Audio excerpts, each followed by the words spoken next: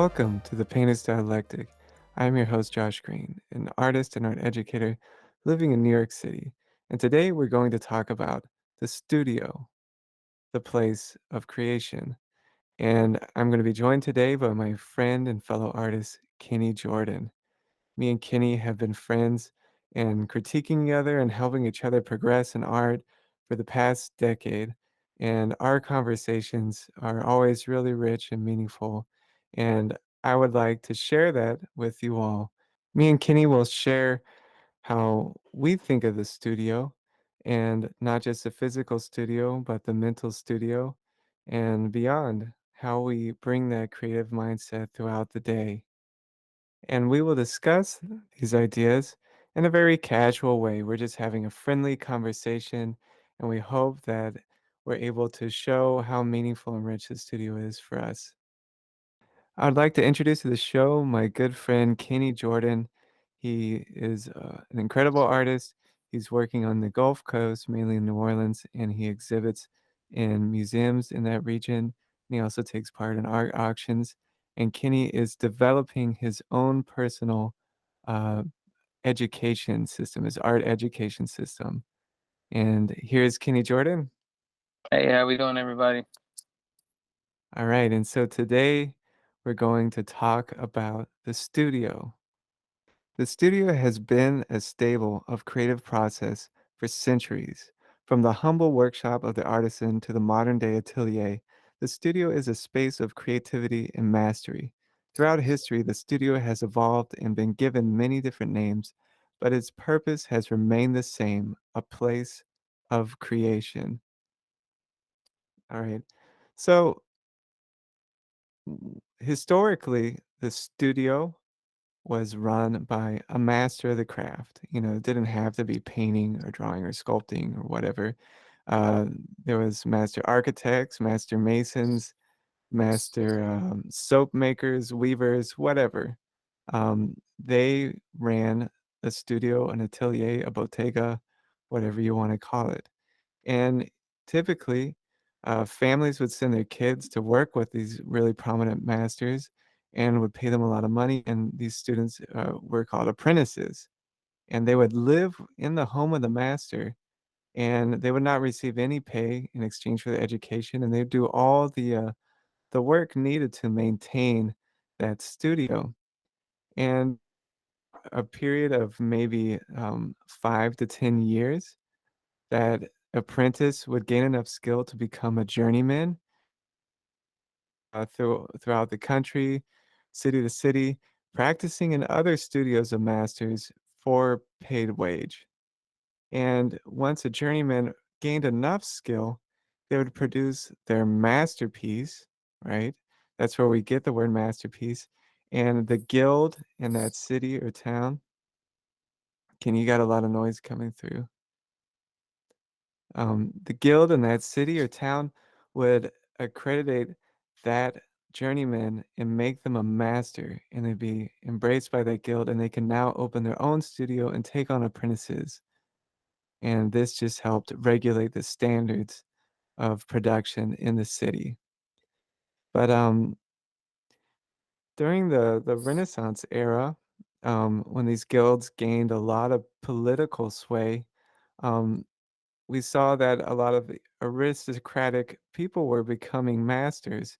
And we see that they tried to elevate a craftsman into what we currently think of as an artist, someone who back then they would study math and history and philosophy and many other trades. And they kind of saw themselves as like a genius, right?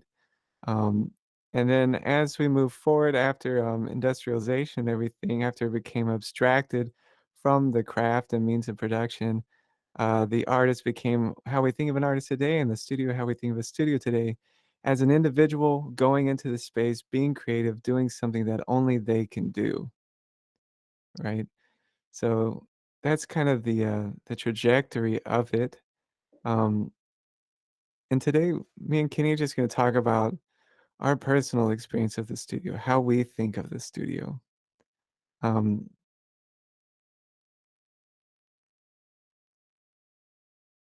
Let me pull you back up. Okay, now I can see you. All right. So, yeah, Kenny, when I go into the studio, I'm not a great businessman. I'm not thinking about making millions of dollars.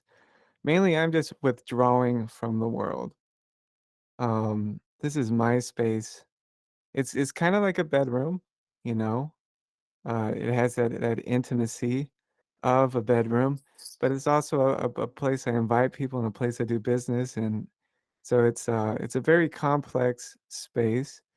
But mainly for me, it's about withdrawal from life, withdrawing into myself, and doing the things I really love and considering the things I really care about. And it's a place where I create meaning in my life, and I take control of how I spend my time and my energies. I don't know. Do you feel similar to that? Um, I can keep it simple. My studio is more so a place where I produce a product to give back to the world. Right now, it just happens to be my entire house. We kind of turn our entire house into a studio around here. Each room kind of brings something different, like you said. People kind of come into my space and whatnot, so it's not like standalone studio, but um, each area of the space is kind of like crafted in a certain way to produce. So your entire house is your studio, and Pretty each room of much. the house has a different thing. That's a lot.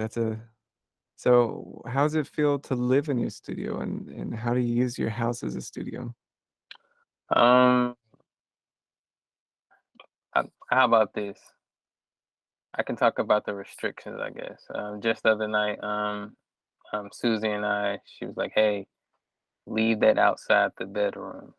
Sometimes it creeps into the bedroom, and it's like, "Hey, let this be the one space where like the craftsmanship kind of like stops, and we get a chance to withdraw and reflect." So other than that, in each room we have like one bedroom. It turned into an office for her. The room I'm in right now is more so like a media room slash like art room. We have some of my bigger pieces, and some of my smaller pieces I go from like room to room. The front room, the living room per se, I print shirts. I made a jacket last night. Make music. So it's a lot going on in this house. And so she's also creative, and she's working from home, and so it's Correct. also her studio, right? Absolutely. She has a whole room to herself, and I do Oh too. my But god. it kind of Oh my yeah, goodness. yeah, This yeah, right. sounds insane. Um, But it was a must. mhm. Coming straight out of college, we all look for that studio either in a downtown space or just to be around other artists. And at some point, you just got to make it happen. So why not turn the place we live into that? That's right. Most people don't have the luxury of having a private studio. Most people are working out of their homes or in some community space or whatever. And yeah, I've definitely worked in the whatever tiny room I've lived in. I also like I remember one point the paintings I wanted to make were bigger than the space I was in. So I actually built an easel in the yard and I'd paint in the yard. But I hate having my studio in my living space. I It's, because oil painting is very toxic.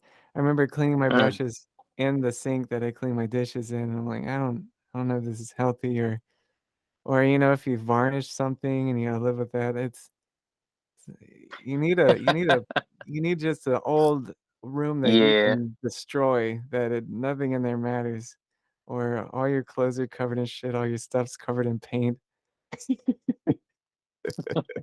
yeah. Yeah. I remember those days. Yeah. It's funny, like one of the last pieces I did in oil paint. I forgot what I was painting on, some type of clear like visqueen or something. I was planning on painting on plastic or something.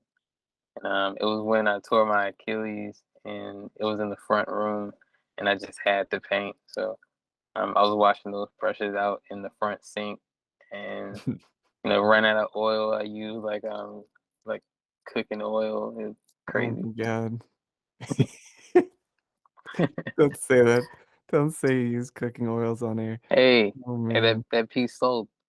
Oh man. I bet it just slid right off of whatever you painted on. No, I gave him a forewarning. That piece took about two years to dry, but it did. Oh my god. Um, yeah, I am really happy I finally have a nice private studio. I feel like it's a life achievement. I have a large glass window and I have a, 150 square feet out in Brooklyn. It's been a battle to get that. And here in New York City, the culture is the studio is very important.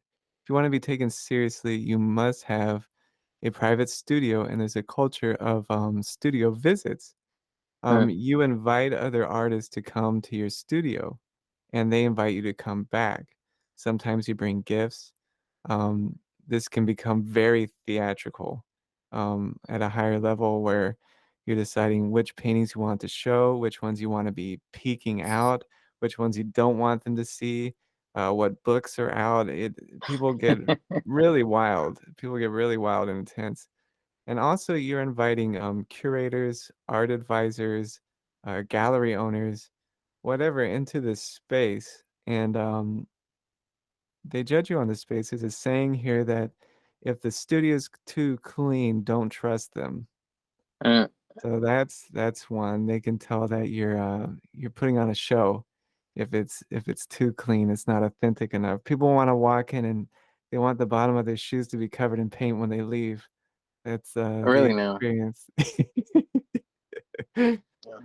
But yeah, you go to someone else's studio, you talk about their art, you build a connection, maybe about how you two could work together, how you could help each other network or something. And then you take your photos, you post them on Instagram and go, "Hey, I went to see this guy today," and then they do the same for you. It's it's the culture. I got you. Yeah. Yeah. It's a little different down in the south, you know. Yeah. Uh, yeah, most of our meetups over drinks. Yeah. Yeah, a That's lot a of heavy studio drinking here, in the South. believe it or not. Believe it or not, a lot of things get worked out there. Yeah. Everything's a little slower in the South, a little lazier. Um, but, painting, there's people that paint as a hobby. I think it's an expensive hobby. There's people who do it as their business. I think it's a terrible business. But painting as a life practice is what this podcast is about. And having that space to withdraw, to be alone, to go deep into yourself, like have time to meditate, to feel yourself, to think what you're thinking, and to work with your hands, to touch the materials, to get in tune with the materials, and trying to take what's inside and bring it out. And also in the studio, I do research. I like to read about things. I built my whole school in my studio online, and a lot of our business things I built in the studio. It's very symbolic for me to go to the studio to have this space where I'm in control, where I'm making my own thing. Um, how do you feel like that? How's it feel to have that space or that time? Um, it's needed.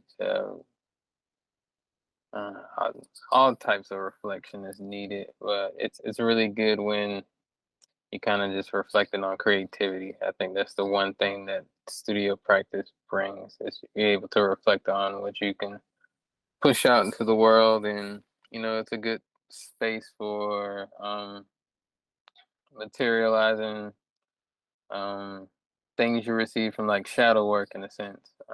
I think that's like a popular term going around like around right now, shadow work. Is that And like intuitive feeling?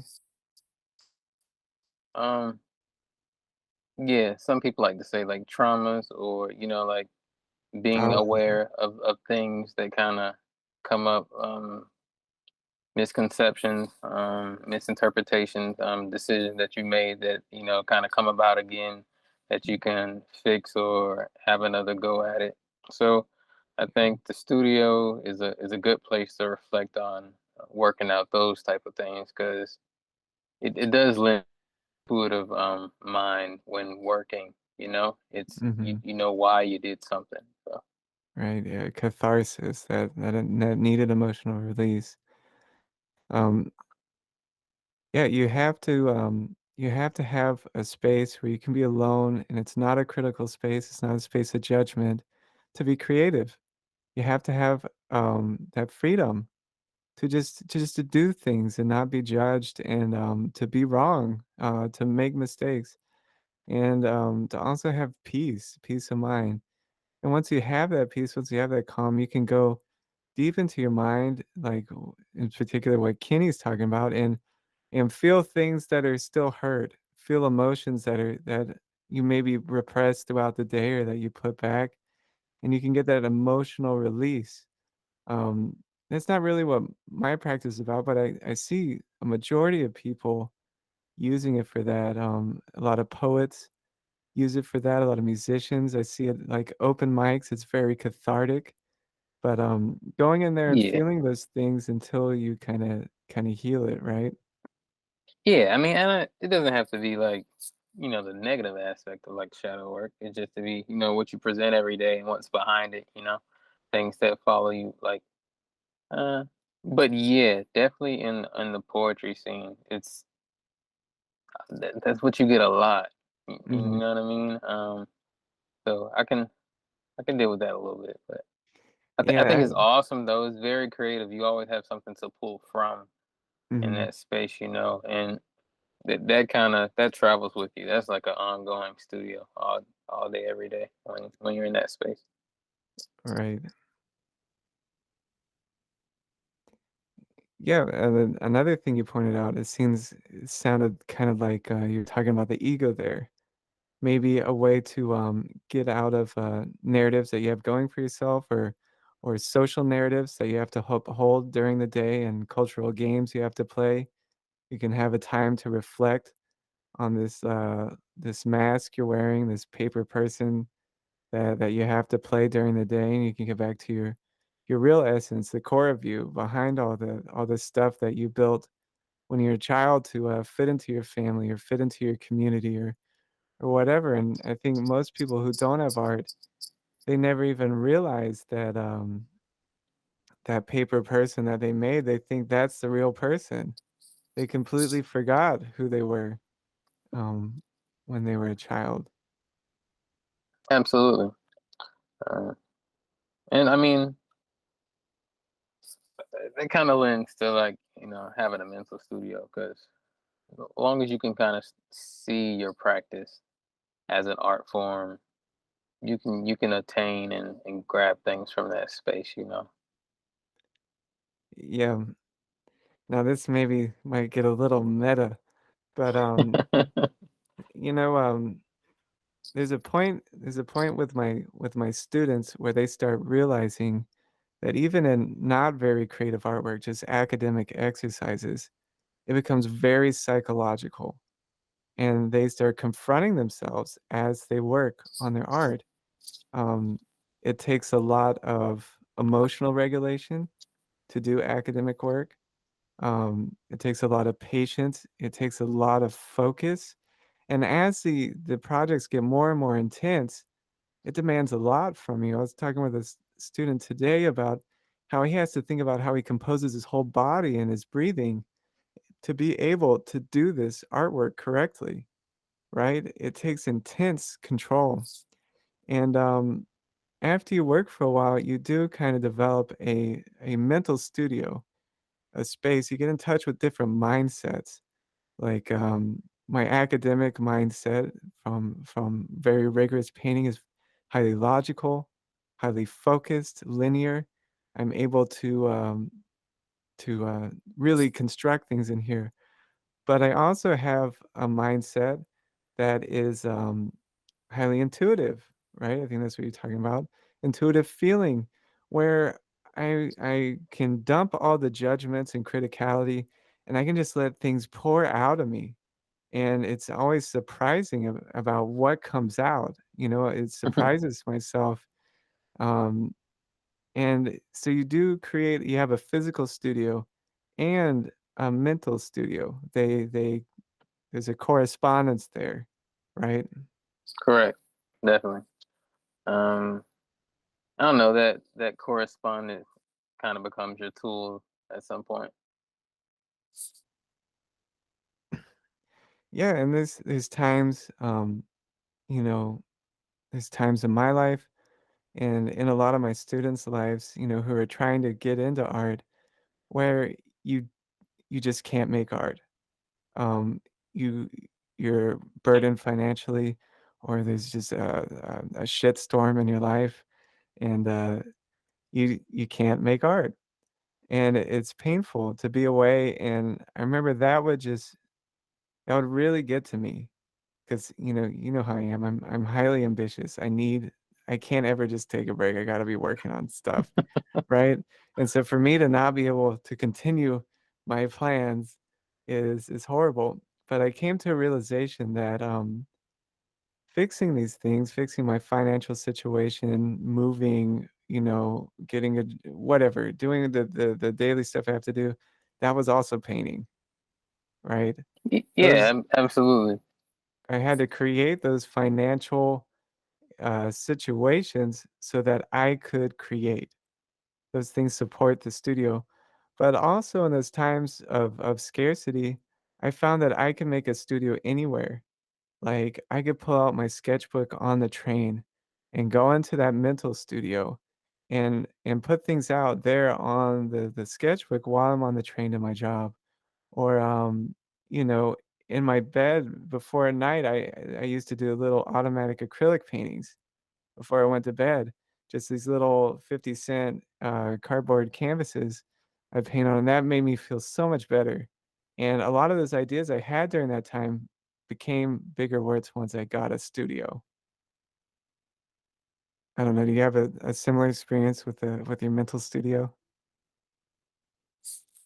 Um, for me, it's just really just working from the inside out. So I come from that intuitive like place first, and then see what it connects to. And again, just a correspondence is that alone is a workshop. It's a studio for me. So anytime I'm able to like be aware or pick up on something at a quicker or faster pace, or hey, feel free to use this mental state in an area that I wasn't comfortable at initially.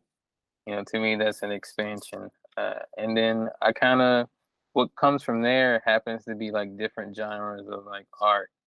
I didn't see myself making music. I didn't see myself sewing. There's a lot of things that kind of expanded. So, but I'll go back to the instance of taking art in the bedroom. I guess like there's those moments where things are just flowing. You're working every day and having to shut that off just to get rest or whatnot. Sometimes it's kind of hard, and you want to write these things down. And it was before we was about to like paint walls, and you know had a couple crayons in my pocket. I just brought them into the room, and I was writing on the walls like a kid again, just drawing on the walls. I thought that was cool. Later on, I got a iPad, and I came over to your spot when I first got it, and just I'm not a digital artist, but just being able to kind of like jot things down and make notes and sketch there is like now a different form of art for me, where it's a whole nother studio in itself. It looks a lot different from my fully finished drawings or my like drawings in an actual studio where someone's there and I'm drawing from life. It's just, but it is a studio. Mhm. And,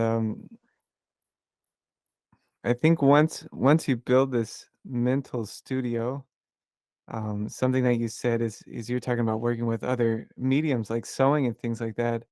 Once you build a mental studio, you start looking at everything as materials, right? You're not really Absolutely. bound to one thing. When I do business, I think of that as art. When I teach, it's art. The way I live my life is art. It never ends because I have a mental studio, and all I have to do is shift into that mindset, and I'm in the studio. I mean, it's funny you kind of say that because I've always done art, but it was never necessarily like 2D art. I did 2D art as a child, but I played sports my whole life, and I didn't know anything about getting into the flow and like visual arts, but I knew it very well in sports, and I Mhm, knew a space of creativity in sports. Like, yeah, I've seen all these things done before, but I have a passion and a drive to go create something new to express on the playing field or the court. So it was, yeah, mental art or mental having that mental studio. Sometimes I would challenge someone to see that that was actually your first place of art. You know what I mean? Before you even grab these objects and start drawing and having to look at art in a studio a different way. I'm pretty sure you came across it in your mind and made these things happen. Just natural reaction. um, can we go beyond mental studio? Yeah. And I mean, you're alluding to it because you're talking about the environment, the actual studio. I mean, we're Mhm, talking about the practices that we do each day, how we imitate art, mhm, imitate life, and this back and forth ordeal. But the space it lives in, I think that's what we're drawing from. We're drawing from that birth, life, death, um, essence in a way, and we just need a place to participate in it. So mhm, having a new thought, getting rid of a old thought, having a new feeling, getting rid of an old feeling, putting these things together, and they're producing something. So that something is within a space. mhm. Yeah, I like to think of my mind, kinda as, going beyond my body and being the whole environment that I am, you know? Everything that I can perceive in that environment, the things I perceive, consciously, and then all the other information I take in subconsciously. And, if you ever meditate at the end of the day, you'll see you have, like, these kinda bubbling, fermenting thoughts there, all this stuff kind of bubbling around in your mind. Just from the day, images pop in and move around of things you might have not noticed that day. But I think there's a higher place of imagination. Um, sometimes, um, like I, I think of the irrational as kind of like the highest part of the mind, because we go beyond what's logical into like something that's about faith and something that's beyond you. You don't understand why it's happening, right? It doesn't make any logical sense. But sometimes I'll just get hit with an image, and it's very different than these like daily kind of fantasies or bubbling thoughts that come in and out. It's just it's just there and it's present. And, when I get that image, for me, it's images. I don't know what it is for everyone else, but I'll get this image and, it's so full of meaning and my mind just produced it out of nowhere. And I just jot it down and I try to understand what that meant, through a painting. I know there's something there that might be meaningful.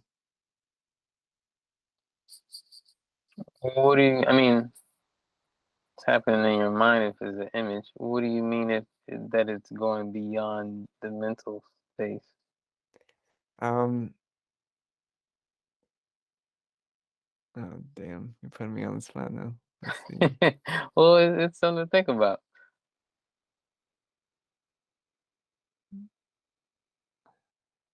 Yeah, I mean, I think of the mind as like, it's sort of like the, user interface. Your consciousness, everything you're conscious of is just like an iPhone user interface. It's all nice, neat, and clean there, and you can access things. But, most of us just know the user interface.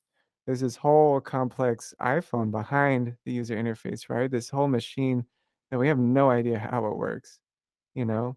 And even if we pick it apart and study it, something as complex as the brain, or the universe, we just cannot understand it. There's limits to what we can know.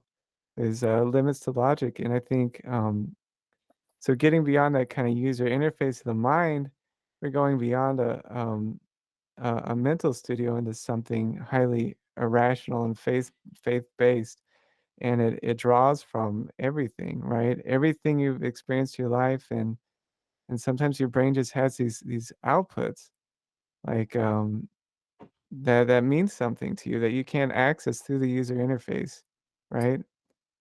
I don't know if I really experienced that. Okay. Maybe I'm just crazy.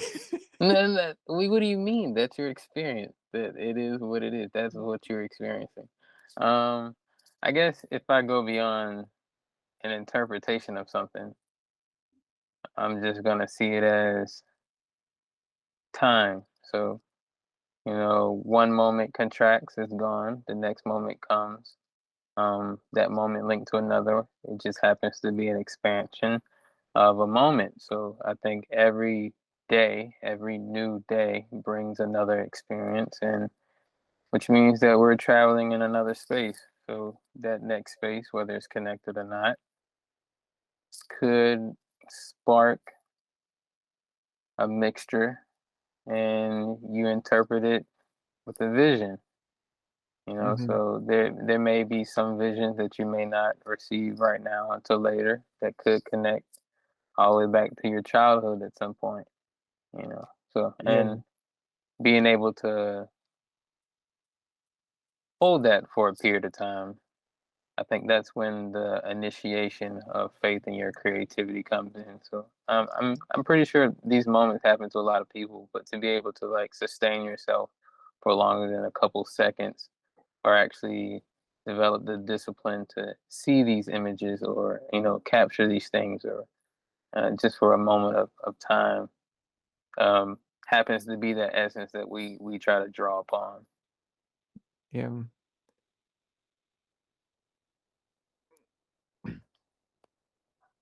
Yeah, sometimes, there was one on the train the other day. I was just kinda really calm and, sitting there. It was a long train ride, and this image hit me, and it kinda, like, just scared me a little bit. It kinda woke me up, but it was a strong image, and I've been thinking about it for weeks now. And it was really complex and full of meanings, for me, and I know, I'm gonna be thinking about for a while trying to understand what it meant. Do what? Alright, we got too far off. No, no, no. Very in before you left. You caught the moment on the train. Mhm. Continue. I didn't hear the last little bit. Oh, because of a lag in the Wi-Fi or something? No, I think I was swallowed. I don't know. I just didn't hear it. Oh, okay.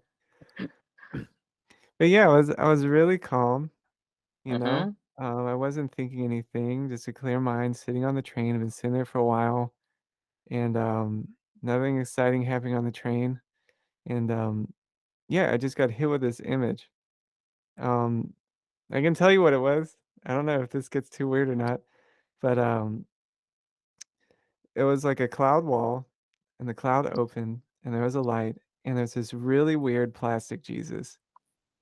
This real cheap, cheap, shiny plastic Jesus Uh-huh. there. And, when I saw it, it, like, freaked me out, and I kinda Why? woke up and, I don't know, it was just full of meaning. It was just full of meaning for me, and it kinda woke me up. But, things like that happen to me every now and then, and I try to explore those in the mental studio and then take them into the actual studio. I don't know if that'll be Oh, a painting, but stuff like that happens to me. o okay. I mean, I don't think this far out. That happens a lot to me. I don't know. I wouldn't really call it like super far out. I think of stuff like that as is how people explain like transits and whatnot. So, there's a look. Everyone's unique, and something may hit me. The exact same energy may hit me the same day it hits you, and just how you correlate things gonna hit you a little bit differently. You know what I mean? You're gonna receive that different image, and if you're a person that allows yourself to be able to like daydream in a sense, or kind of be able to not relinquish certain creative spaces throughout your day, I think you always allow you always allow something to come through that door. And I think that's important. To me, that's the mental studio. When it's like that door is not shut. Mm, You know what I mean? So when something like passes through it, you're allowed to say, "Hey, like, yeah, now I can use the tool that day." Life gives you tools, and you got to be able to like take them and use them and move on. We don't use all of these. I'm pretty sure you don't use all those images, but for like at this point in your life, as much as you practice and you made this studio practice like physically and mentally, um, I don't know. I think it's like the right time. so let's start tying everything together. Hmm. Um, all right. So there is, everyone's, financial situations or whatever is constantly in flux, right? It's really hard to have a private studio.